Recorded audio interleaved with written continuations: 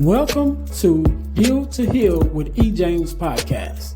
On this podcast, my guest and I will discuss topics and ways to help us to heal in every area of our lives. I believe that everyone can live a life that is happy, healthy, and whole. So I'm on a mission to help people to deal, heal, and fulfill. Deal with your problem, heal from the pain, and fulfill your purpose. Thanks for tuning in. Let's get to it. Hey guys, before we jump back into the podcast, I want to say thank you for listening. But I noticed that you haven't subscribed to our YouTube channel yet. Go to Deal to Heal Podcasting Network on YouTube or just scan the QR code in the corner where you'll be able to find multiple podcasts that we have with over 300 episodes that's uploaded right now for your enjoyment. So do that really quickly. Now, get back to the podcast. All right. Welcome to the Deal to Heal with E. James podcast. I am your host, Earnest James, and I believe that everyone can and should live a life that is healed, whole, and healthy. And therefore, I'm on a mission to help people to deal, heal, and fulfill, to deal with your problems, to heal from the pain, and to fulfill your purpose. Thank you guys once again for tuning in to the Deal to Heal with E. James podcast. If you haven't already, make sure that you listen, like, subscribe, and share our podcast on all of your podcast listening platforms, especially our YouTube channel, which is the Deal to Heal Podcasting Network, where not only will you find the Deal to Heal with E. James podcast, but you also find our sister podcast, which is the Girl Dad Discussions podcast. So you can find both of our podcasts there, as well as some other podcasts that we have, and some more podcasts on the way that we want you guys to check out. Again, that's the Deal to Heal Podcasting Network on YouTube. Make sure you guys are checking us out there. Today, just like any other day, we are blessed with the guest, Miss Laura. How you doing? Hello. Thank you for having me, James. Pleasure to be here. Yeah, no problem. First of all, let me say thank you for being here, because you could have been anywhere else with anyone else, but you're here with me and my listeners, and we definitely appreciate it. So, Laura, let's jump right into this thing. Do me a favor, introduce yourself to my audience and tell us a little bit about who you are and what it is that you do. Yes. So I'm Laura Robertson. I go by Laura Empowers on my Empower spelled with an HERS on all of my social media channels. And I am a CEO of Beautiful Potential Consulting, which is a beauty branding and business coaching company. And we have several different multiple brands underneath it as a DBA. So we have the beauty side, we have the beauty salon suites that we have there. We have the beauty supply store. The branding side, I do marketing, I do websites, I do branding and coaching for entrepreneurs that need to be visible and seen and heard. And so I do business coaching as well. And so I'm an author, coach, and a speaker as well. That's how I met the wonderful Earnest. We are a part of a speaking group together, Next Level. So yeah, that's all in a nutshell who I am. On a personal note, I am a widow and a mother and grandmother of 7. Yeah, think about it. It's 7 of them. Yes. And so we met a while back and had a chance to connect a little earlier this year. And you're doing so many amazing things, and I was just really wanted to come out and support you. I think it was the grand opening for the juice bar at that time, maybe it was. But you was doing so many amazing things. I definitely congratulate you on all your success. But along with success, unfortunately, sometimes we have loss. In this podcast, we talk a lot about healing and grief and dealing with those, all the things that comes with that. Absolutely. And so on this journey that you've been on, and I'll ask you to, tell a little bit more about it before we dive into, everything that we're going to talk about now, because it's dealing with, a recent loss that you had And a similar sort of loss Mhm. that I had as well. Mm. But I'll let you share your experience, and then I'll just kind of chime in a little bit. So tell us a little bit about the your recent loss and the process and where you are now. Yes. So about a little over a year ago, I lost my husband last April, April 7th, to cancer. And after a 6 month fight, he took his last breath on April 7th. And it's totally out of nowhere, unexpected. He became diagnosed with stage 4. And, we were very optimistic that he Mm, was going to fight through it. But unfortunately, he ended up passing away. And that was something that I was not expecting, to yeah, become a widow at 49 years old, right? After spending 20 years, like 20 years with someone side by side with you. It was a very devastating loss. And so then at that time, just 3 days later, my granddaughter was born. So I had mm, a granddaughter 3 days after he took his last breath. I had my granddaughter take her first breath. And so I became a foster mom to my granddaughter. I already had my grandson. So now, just overnight, becoming a widow and a basically a mother of four, because I still had my mm, two minor, my older girls, they're older, but I had two minor sons, and then I took in two of my foster grandchildren. So like just overnight, having to basically go through grieving the loss of my husband, but now have a newborn, that I'm now being a mother again, right? Like yeah, deprived, and you're like, just going through the motions. And some days it's just like, okay, yeah, today, like what's going on? But you just keep pushing through, yeah. yeah. So Yeah, and so the reason why I said is similar to a loss that I experienced Mhm. because I lost my mother-in-law at the time to cancer, and then, I think it was like 3 years later, I lost my own mom to cancer, Wow. and my mom, like your husband, it was a Mhm. quick fight, and um, and I say this, and some people I don't know. I think some people may get offended by it, but I Mhm. think you only get offended by it if you haven't been through it, right? So when my mother-in-law had cancer, it was a long process, right? So when she first found out, they originally gave her like 3 months to live, and she ended up living like 3 years. Mm. However, that last year was really bad, and it was where the point where when she had to go to hospice, Mhm. we actually all walked in the hospice together. And the people at the hospice was like, well, where's the patient? And she was like, I'm right here. And Oh, they was wow. like, we're so used to seeing people when they come, they Yeah. usually being rolled in a wheelchair or they already on the bed laid on the bed or whatever, but she was still able to walk and everything. Mm. However, that process, the cancer started really, going through its process, and to be able to, or not be able to, but to have to watch someone go through that full transition that Yeah. cancer does. Right. So when my mom got cancer, and as quick as it was, and I always say I definitely never wanted to see my mom go, but having Right. already gone through that with someone else that I loved, I was like, I was kind of, I would rather you go now than to go Mhm. through that whole process, Absolutely. and I think that only someone who's experienced that, who's walked someone through that entire process, to where, like I said, when we walked into the hospice, she was able to walk and talk and do her own thing, and then get to all the way to the point where now you can't move at all and you're Wow. unresponsive, like that whole journey. And it was uh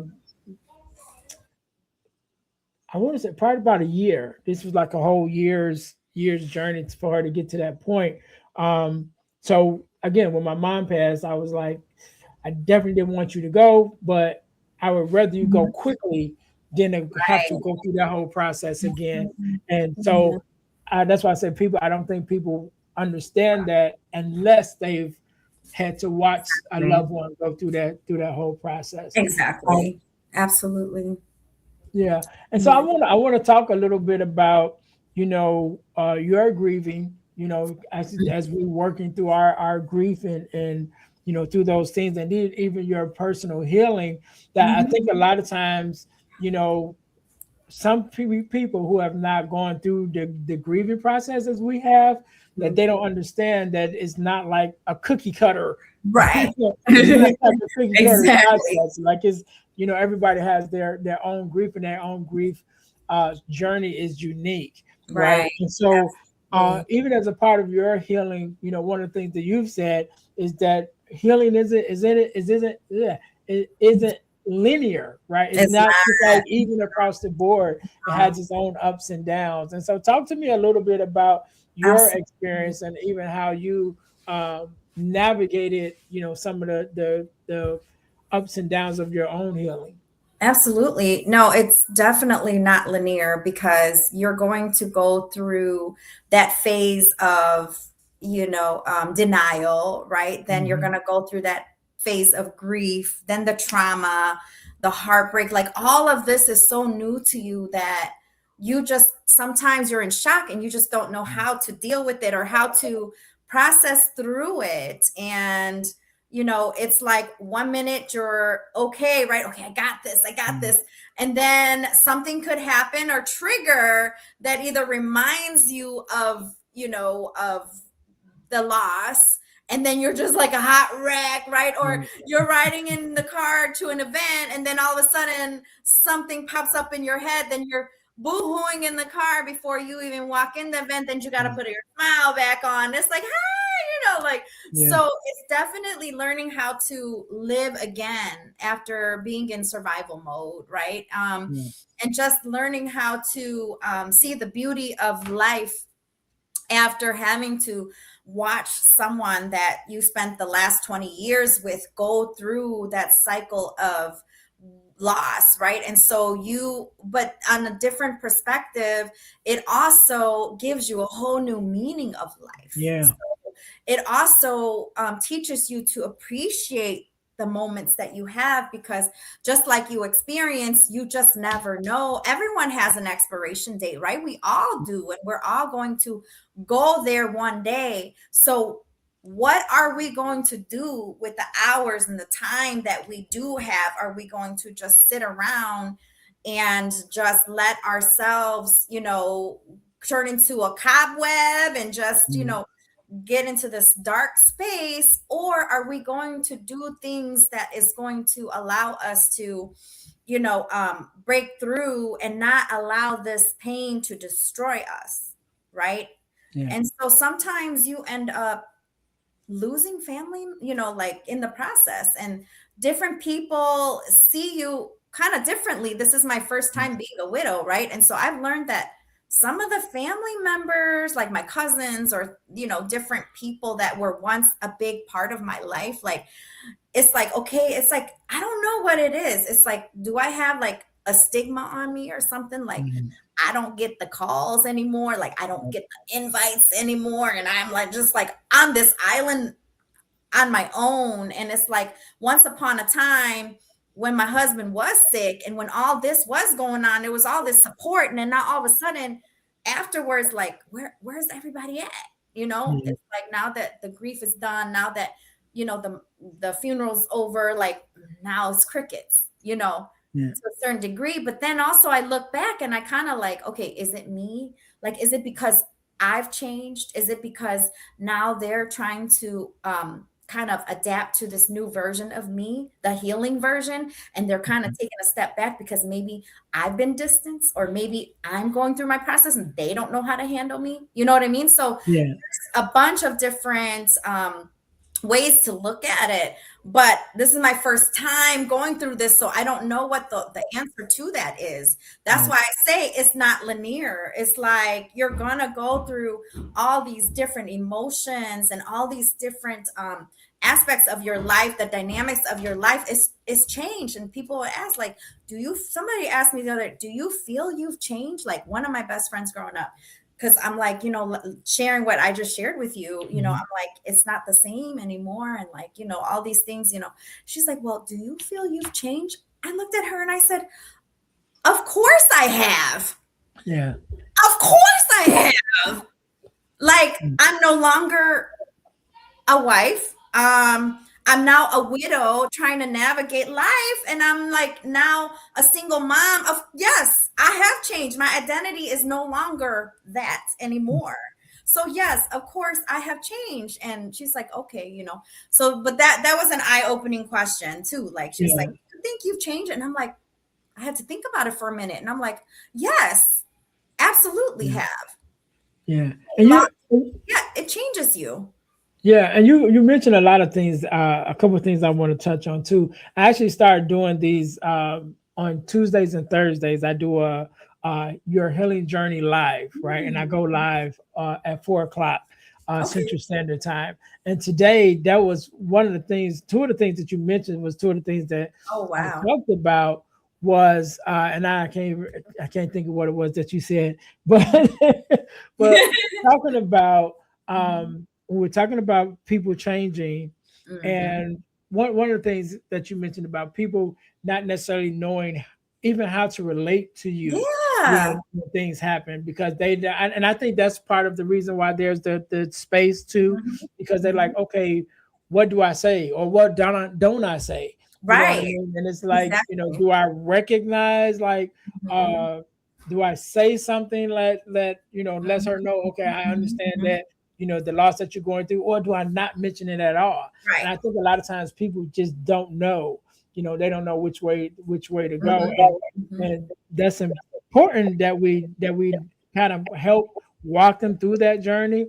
But I also think that even when we're kind of going through that journey ourselves, that we're able to kind of even acknowledge how we feel through it, right? Because it is difficult, and it can be difficult. Mhm. Mhm. Mhm. Mentioned about, just things changing overnight, of being, a wife one day, the next day, you're a widow, and then the next day now you're a mother slash grandmother, all in the same week, Yeah. and one of the things that I think people don't recognize a They lot of times, don't. because when you even mentioned about when Mhm. things change after the funeral, like, Yeah. to people on the outside looking in, it's like, all right, the funeral is over, all right, we're done. And then it's Yeah. like, but you still have to go through, the day to day. And I think one of the things that people don't recognize is when we think about losses, especially losing a loved one, a lot of Mhm. times we think about the big picture, you Right. know, but it's those little things that trigger you, right? It's the little things like, oh, why the garbage didn't get checked out today? It's like, oh, right, he usually takes the garbage out. You know what I Right. mean? It's like, It's the house piled up keys in my under garage as we speak right the now. Someone come help. I need to rent a husband. Like, bed. Yeah, but it's those little things that people don't recognize, that exactly. especially in your case, having spent Yeah. 20 years with someone, is those little things that Yeah. person took care of, that you didn't even Absolutely. have to think about, Yeah. or the way that they showed up for you in different Yeah. spaces, that now you're showing up alone. And you mentioned about the parties, and like, Yeah. like, do we invite her to the couples Right. party now? Right. Exactly. It's like, so all of those things definitely play a part. Absolutely. Yes. Yeah. Absolutely. Yeah. I want to talk about, just change it up a little bit, because you know I met you. I think we met in person. I think it was after the passing and everything. And again, we started off this whole conversation with you talking about all the things that you were doing, and having such an amazing accomplishments and things that you're working on and have accomplished even after the fact. You know what I Yeah. mean? And I know that it took a lot of healing for yourself to get you to the point where you was like, all right, let me push through, but then not only push through, but then also be able to, do some of the things that you do. And I know that it took a amount of self love and self Mm, healing that you had to yes. do that work for yourself in order to Absolutely. get you to the space that you are now. So tell us a little Right. bit about that journey of kind of finding yourself. And you even mentioned it about, being asked, did you change? And it was like, yeah, I changed a whole lot. You know The what I whole mean? But like, being able you to know, I have. yourself, yeah, accept Yeah. yourself and love yourself in the midst of those changes, and Yeah. then still to be able to push forward. Tell me a little bit about that journey for you. My road to self-love is just kind of like shedding away my old identity because just as I mentioned, I mean, like for 20 years, I was, you know, a wife and I had to learn how to be just me again. Like I had to Mhm. learn to be a single woman again. So that took some time to like really love on myself, do the things that I enjoy doing, taking vacations, taking a girls trip for once, Mhm. because the times that I was married, you're not able to do certain things, right? Because you have a family, you're obligated to working, you're obligated to serving your family and the things that you have to do, and all of a sudden you're like, I don't have that. Like that's not me. So what can I do to make myself whole again, Mhm. right? What can I Mhm. do? So like I made a goal to, like, even if I don't feel like it, to get up, get myself dressed, even if I'm not going Right. anywhere, because when you look good, you kind of feel better, right? Yeah. And even when you're out and about, when you look crappy or bummy, you don't want to talk to nobody. You could be missing opportunities, right? When you just go out the house looking any kind of way, you're like, oh, that's somebody that has connections. Like I kind of Mhm. want to talk to them, but no, I can't talk to them right now. Right. Just loving on yourself and just doing those things that really pour back into yourself. And I think my road to self love was also finding the circle who are also going to pour into me, so that way that self love can be nurtured by your Mhm. surroundings and by the people that are around you, right? And Yeah. also the self love of setting boundaries and not feeling guilty about it, right? Because you have your needs as well, right? But if you are so used to pouring and pouring and pouring and not choosing yourself and just keep pouring out, you're not going to have anything left, right? And then Mhm. then what happens, right? You're not going to accomplish those things that you're supposed to be accomplishing, and you're just like going to be back in that corner turning into a Right. cobweb again. So it is one of those things that is still like a progress, right? A continuous progress, right? Because some days you don't feel like getting up, you don't feel you know that self-love, and you just want to just lay in the bed all day, you know but you have to show up. And for me, I feel like, with my followers and stuff, that's what also motivates me. I have to show up for them. Now, when you have people messaging you and inboxing you that because you got through what you went through, because you Mhm. lost your husband and you still showed up with a smile on your face and inspiring us, like, you gave me hope, right? So I'm getting messages that I'm actually saving people's lives by showing up. So I'm like, all right, the more that I practice self-love, the more I'm making an impact on the world and on the people that are around me, that's watching me. Because people are watching you, I Yeah. mean, especially when you and I, especially when we are in the public, right? Especially when we are like speakers, or when people see us as role models or community leaders and things like that, they're watching us. So we have to practice self-love, and we have to make sure that we're choosing us, because if we don't, then we're not serving anybody, right? We have to serve Yeah. ourselves first before we can be able to serve anybody else. So yeah. Yeah, and I want to touch on a couple of things that you said that I think is very important. The first thing is the circle that you have around you, and I tell people all the time, please make sure that whether it's the circle of friends that you have, or going to like bereavement support groups and things of that nature, where you are connecting with people with like-minded people and like-minded experiences, Yes. because that was one of the things that helped me a lot when I was grieving the loss after my mom passed. I started going to bereavement support and being a part of those sessions, and talking to people that was grieving as well, and listening to other people's stories, and all of that. And that definitely made a huge impact on me and Mhm. helped me get through that process. Yeah. Even to the fact that after my sessions was over, I stayed there for over a year volunteering, Mm. just to continue to be there and to help other people. So I think that's definitely important. The people that you are around, your new circle, whether it's a circle of friends, circle of like-minded people, that circle of support Right. that you need to help you through that season. So I definitely want to say that. And also the boundaries.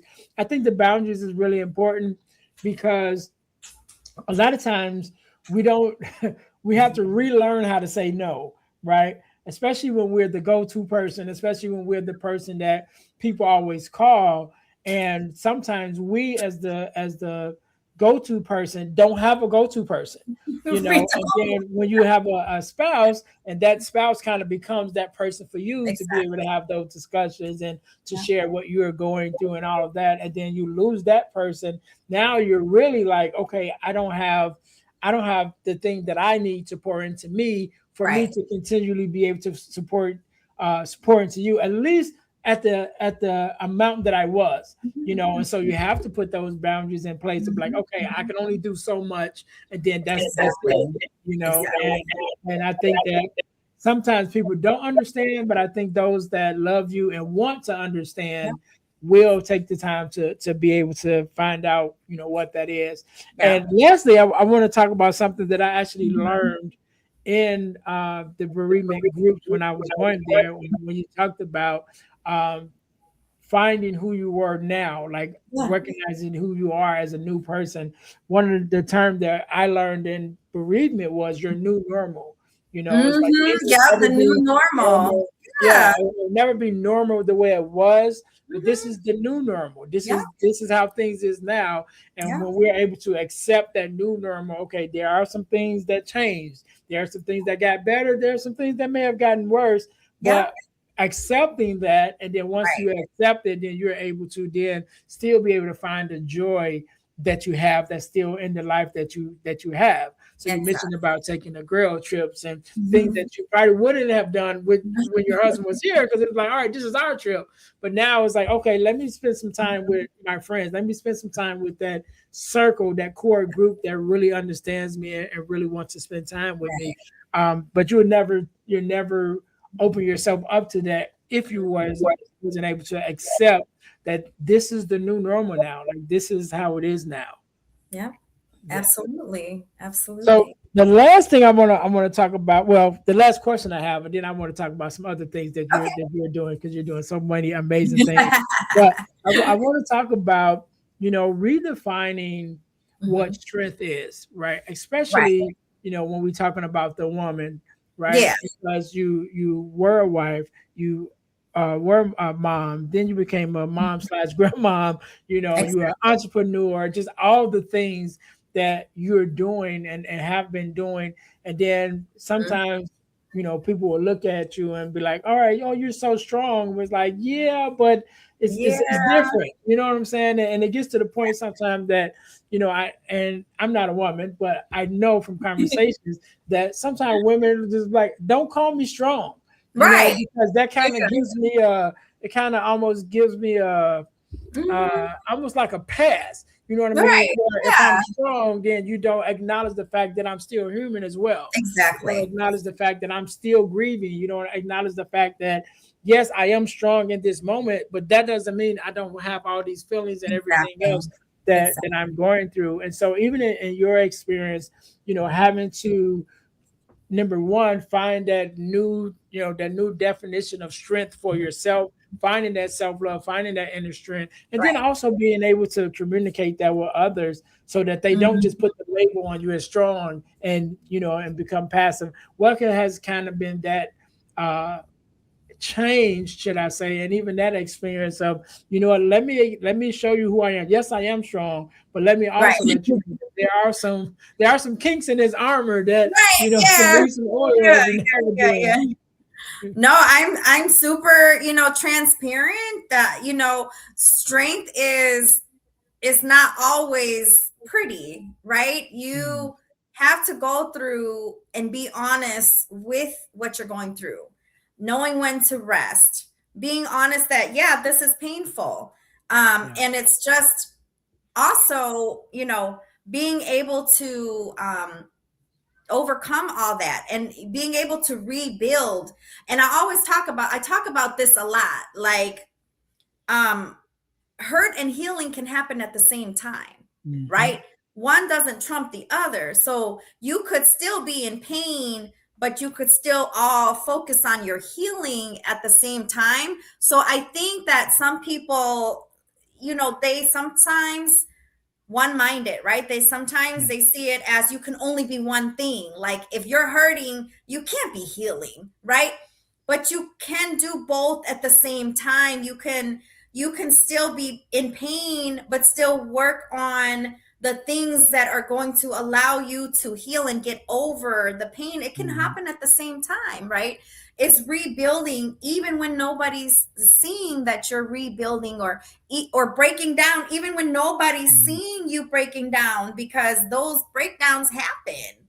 Those breakdowns happen. It just happened the other day when I was just, you know cleaning my room, because some of my late husband's stuff is still in my room, and it's like, then I find his kinko hat, or the, what do you call those hats, like that he always wears.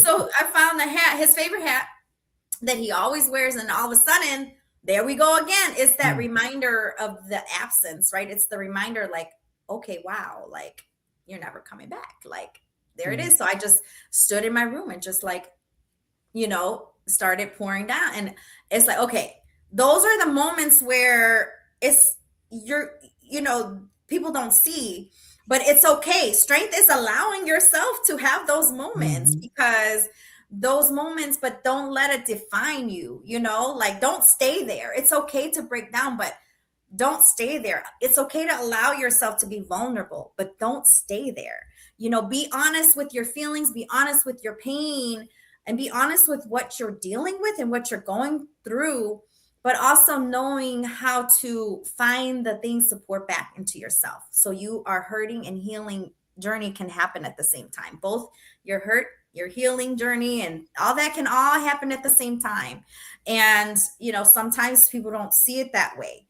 And I remember when I had just lost my husband, like within a month later, um, I decided I was going to go to an event, right? And it was like, some people looked at me like they saw a ghost.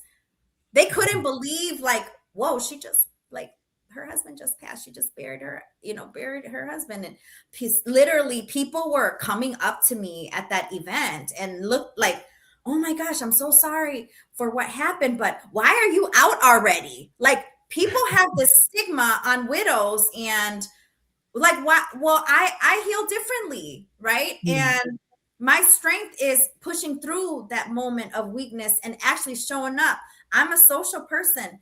If I don't push myself to be around people, I am going to melt down and Mhm. break down slowly. So I had to be at that event. I had to be out. But to them, everybody heals differently, right? So they Yeah. saw me, that they'd seen a ghost, and they're just like, oh my gosh, I wouldn't, like, literally, like, almost like almost like an insult, like, Yeah. why are you out already? You just buried your husband, kind of thing. Like, if I were you, I'd be home and, like, under my blanket for a whole year or something, something, something. Well, I'm Yeah. like, you know what? That's you. This is me, and this is how I'm grieving, and this is how I'm healing, is to be out. And so that's where I feel like the strength comes in, right? Pushing through no matter what, but also recognizing that it's okay to be, in pain, and it's okay to do that, but also walking away from what keeps you down, right? Yeah. And being able to have that strength to, like, okay, I know I'm feeling this way, but I need to push through and go do it anyways, get out there anyways, And so Mm. that's what I feel that's, strength is. Yeah, So, yeah, and it's important that everyone recognizes that we all grieve differently. mhm. All of our grief is unique to our Yeah. experiences, is unique to our Mhm. lifestyle. Mhm. And when you lose someone, like I'm still here, I'm still alive. You know what I Yeah, mean? So I didn't die with that person. You know what I mean? So it's like how long you want me to lay down and die too? It's like I have to keep it moving exactly. and another Exactly. thing you talked about, having those moments uh, where you have those triggering moments, or you have Yeah. those moments where you just by yourself. And I always have to, make sure I tell people too that make sure you're taking out time to grieve. A lot of times when we push through, if we don't take out time and we don't sit time aside for grief, Mhm. to kind of process it, I would say grief is a bully. You know what I Yeah, mean? And if you don't give it the attention that it needs, then it's going to push through on its own. And yeah. most of the time, it's going to push through at a time that's not, Mm, beneficial for you. You're be in the right. middle of Absolutely. something important, and then all of a sudden you start crying and can't stop, and it's like, you're supposed to be giving a speech, you Mhm. know. But it's Mhm, because we don't take mhm. out that time to give grief the attention that it needs. And so Right. even when we're grieving, if you're at home, not saying that you won't get triggered, not saying that Right. different things won't happen during the day and you just can't stop crying. I remember my brother, this part was like a year, maybe a year after my mom had passed. My brother lived out of state, and he came home for a while and had been to the house. And then again, this was like a year later. So he had been to my mom's house plenty of times, during that year. But it was just this particular day. He drove to the house and he was pulling into the driveway. And the way that my mom's house was, the driveway ran along the side of the house, and there Mm. was just one window right here in the front of the house where my mom's bedroom was. And Mhm. he said he pulled in the driveway like he had done so many times, and just happened to look up at that window and Oh, just automatically start yeah. crying. Yeah. And it was just like that, just that moment, that thing was the thing that triggered him right there. He just probably sat in the car and cried for like 30 minutes, Yeah. before he Yeah. was able to Yeah. put himself together. And so, not saying that even when you take out time to grieve and you are processing your grief, that you won't have those outbursts, because every now and then it's just what it is. You hear something that reminds you of that person, you smell something that reminds you of that person, Right. whatever it is, it's just something that triggers you in the moment, and then you're like, oh my God, you know. Mhm. But if we are taking out the time to process the grief, it'll happen less and less, Mhm. and then even when it does happen, because we're able to process and we've been processing it, then Mhm. we're able to work ourselves through it and not just fall apart. Exactly. So Exactly. Laura, I want to say thank you so much for sharing, Yes. your story and sharing that part. But I want to talk about a couple other things that you've accomplished as well, even outside of that. One Mhm. part that we didn't talk about was your history of even coming and being here, being Mhm. I want to say refugee. Is that the right word? I want to make sure I'm saying the right word. Yes. So share a little bit about that, because you wrote a book and everything about it. Did. I I did. want I to did. share a little Yes. bit about Mhm. that. So, yeah, so my story is very crazy and very unique. Like when people hear my story, it has brought tears to some. A lot of, I mean, a lot of people like they can't believe it, right? And so, especially when I tell them, especially with this day and age with ICE going around, like I'm like, oh yeah, I Mhm. don't have a birth Yeah. certificate. They're like, what? You don't have a birth certificate? I'm like, no, I don't have a birth certificate. I was born homeless. So I literally don't have a physical birth certificate Mm. because I was born homeless. After my family had fled the secret war on Laos, a lot of people don't know this, but during the Vietnam War, there was a secret war on our country, Laos, and because our country is a landlocked country in between the North and South Vietnam. And if anyone had learned about the Vietnam War, it's between the South and North Vietnam. Mhm. And so because our country is a landlocked country, there's a trail It's called the Ho Chi Minh Trail, where the North communists were coming through to get to the South in order to take over that part. So, and during that time, the CIA, the US CIA, led a secret bombing mission on our country. And so that part of Laos was heavily bombed for 9 years. I mean, like, Mm. if you think about one whole plane load of bombs coming down on our country for 9 consecutive years, 24/7, 24/7 coming down. And so if you look up the secret war in Laos, you'll see that those bombs are still killing children, farmers right now till this day, because those cluster bombs didn't all explode. Yeah. So yeah, so 20,000 more people have died since. And during Mm. that time, probably about, I think, 200,000 to 400,000 people were killed during during the secret war in Laos. And so that, when the American troops had pulled out, that left our country vulnerable. So the communists invaded and took over our country. And my father, you could read more of it in my book, $40 in a Dream, which I do talk about our journey and how my dad was captured as a prisoner of war and how he escaped and all that, and how our family came to America with just $40 in a Dream, which is the name of my first book. And so, and so that shares my story of that journey and coming to America, and just what it was like to grow up as a Lao refugee, as an Asian American in the United States, and what that looks like, and to where I am today. And, the little surprise caveat to that is, a lot of people, they see me now today, right? And they don't realize it was a journey. Just like grief Yeah. isn't linear, success ain't linear either, because Right. this version of me had to shed a few different Mm. versions before I even got to this version, right? Like the shy refugee child that was bullied for being too Asian, then the too Asian girl who was too American for her family, right? Yeah. Because, oh, you forgot about our culture, now you want to be other things, and so I had other friends that were white, black, Hispanic, and so I'm trying to be more Americanized, and that was frowned upon.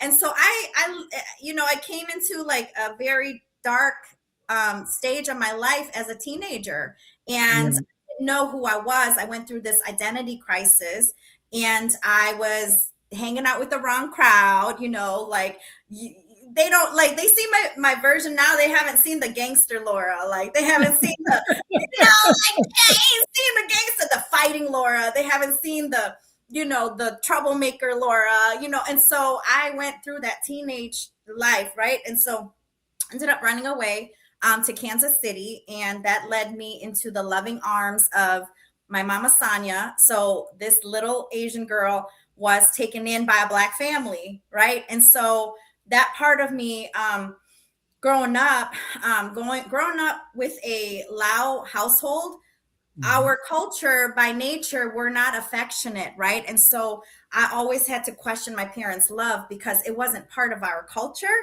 And I always like see my friends getting hugs and being told I love you, from their parents and all of that. And so I'm like, and my dad would tell me like, oh no, you're just supposed to know that we love you, like we don't tell you, right? And so there was hugging and all that wasn't natural. So then to go from that, I think God knew what he was doing, right? Because he took me from that just so I knew what that looked like, from like a toxic environment growing up to like, okay, I'm going to place you with this strong black woman who's going to be your mother. And if you've seen our picture, she looks more like my birth mom than my actual mom. Like that's how God works, right? And people thought she was actually my mom when, she would come up to my school, to my events and stuff. They thought my dad was Asian and I had a light-skinned black mom. So like nobody messed with me because I went in the inner city, Kansas City, all black school, metal detectors. Like I was, like they thought I was every Malaysian girl or something, but I'm all Asian. So like, God took me from that to a Black household, which is a total opposite, right? It's family time. It's, oh, I love you, baby. You're strong. You're this. You're that. Like Mama Sonia really, really poured into me and allowed me to embrace my teenage years. Like, you're beautiful. Stop dressing like that. I was dressing like a thug, right? And so she like, no, we going to the store. You're gonna dress like a lady, So I came to her gangster, right? I'm like, yeah, I had like my cake khakis and my, Yeah. like, so she's like, no, baby, no, you're gonna dress feminine, like you're gonna love yourself and you're gonna be, powerful, and you're gonna use your voice and you're gonna have a backbone. And she's taught me self-love. And you go from sticky rice and beef jerky to my first taste of soul food at 15, and I'm sitting here like, where's my sticky rice papaya salad? Like Mama Sonia, like, oh no, baby, that's greens. I'm like, Mama Sonia, what's this? Throw some hot sauce in there, girl. Put some cornbread, And she like, I said, what's this? It's pinto beans. She's like, it's pinto beans, baby. I loved it. It was just delicious. So I grew up with Mama Sonia's cooking, Grandma Bessie. We had holidays and stuff. It was just a totally different environment. And then, just being like surrounded by love, right? And so that really helped me to shape me into who I am. Although even after that, I still went through like toxic relationships just because of my childhood, right? And now being that I'm older now, I understand why. It's because my parents didn't have help with their mental health, right? Because they did leave a traumatic life experience, facing war, and they were on survival mode. And like, I'm thinking back and I'm like, my mom was only 25 years old. She had to uproot 3 kids to an unknown country. And so not seeing her family ever, eventually 20 something years later, yeah, she saw them. But like at that time, not knowing if she would ever see her family again, so she was growing up, she was very angry. Like, and so that toxic environment of what they went through it's like generational trauma.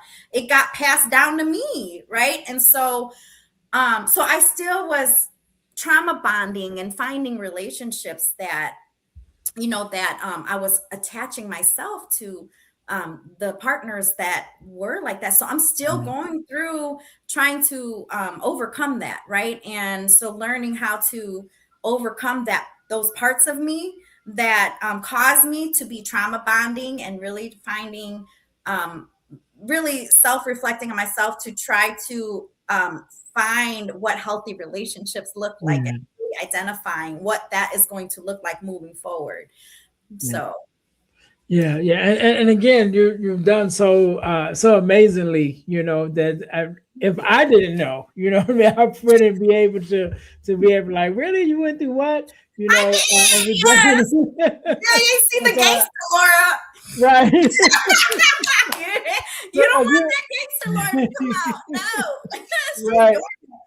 But But you've done so many great things. You wrote the book. You started the doll line of the Loud Dolls. And you've written several books, and we'll definitely make sure that we have at least a link to one of the book, the $40 in a Dream book. And then when you guys go to Amazon, you can look up the other books and stuff. I want to talk about one more thing before we get in. My website also has, a link to all of that. It's www.lauraempowers, Laura, and then empowers, EMPOWHERS.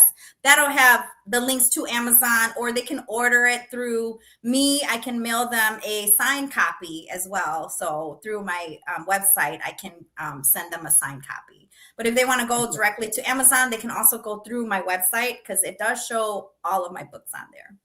Great. We'll make sure that we have all that information in the show notes.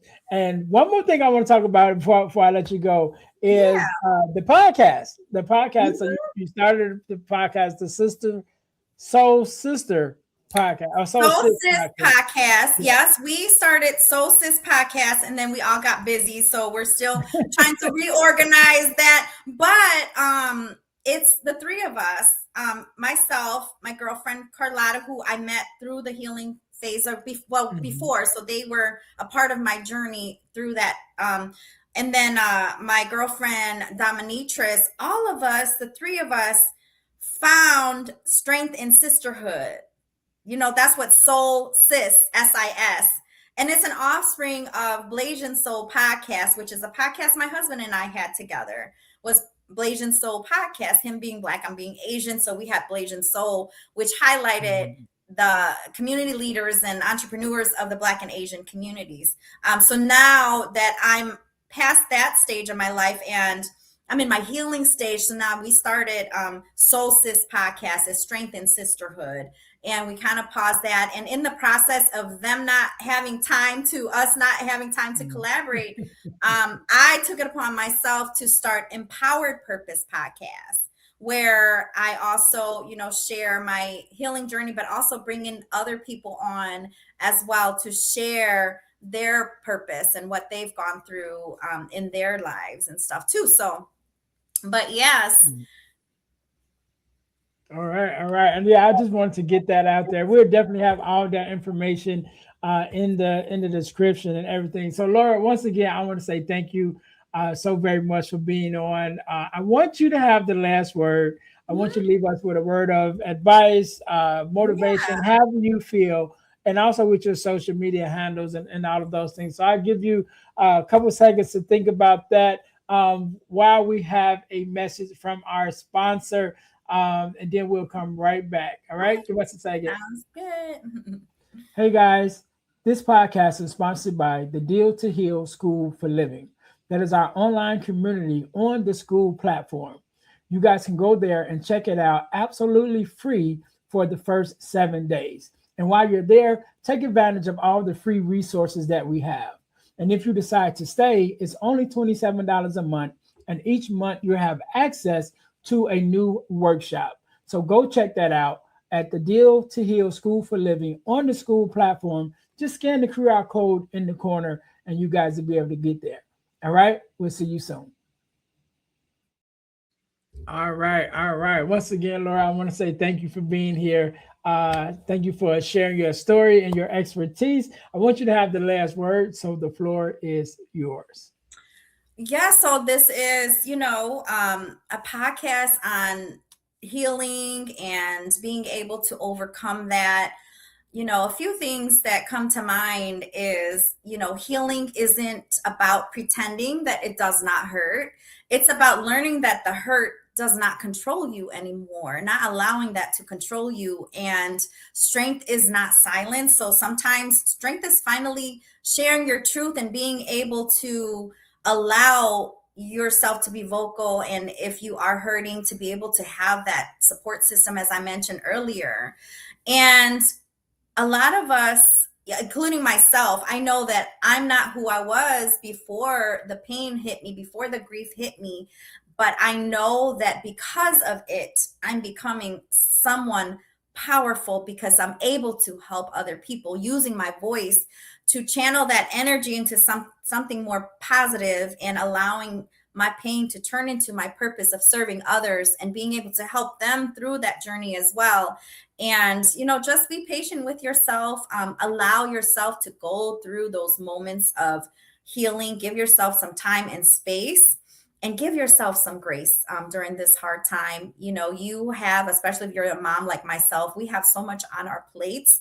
Just allow yourself grace and know that everything doesn't have to be done right away. Like, put it aside and allow things to just be, right? And allowing yourself time to heal so you can move forward with strength. All right. I love it. And we'll make sure we have all of the your information in the description. So thank you once again to my listeners. Thank you guys for tuning in once again to the Deal to Heal with E. James podcast, where our mission is to help you to deal, heal, and fulfill, to deal with your problems, to heal from the pain, and to fulfill your purpose. Until next time, you guys be blessed. Yes. Thanks for listening to the Deal to Heal with E. James podcast. Remember to listen, like, subscribe, and share. This episode has been brought to you by Deal to Heal Teas. Put some inspiration in your situation. Wear an inspirational tea and be inspired all day. Let's go to dealtohealteas.myshopify.com. Remember, our mission is to help you to deal, heal, and fulfill. Deal with your problem, heal from the pain, and fulfill your purpose.